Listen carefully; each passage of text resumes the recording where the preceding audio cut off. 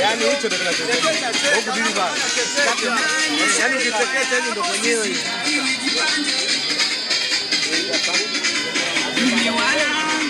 Sina pesa mwenye nyumba. Shalipa hela kodi, shalipa hela ya chumba. Oya. Bibo cha kuyumba. Shalipa kipanga nataka cha kuyumba.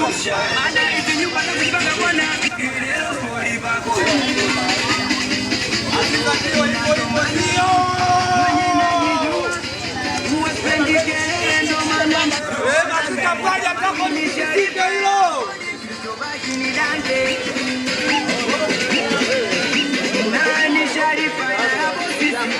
Roni.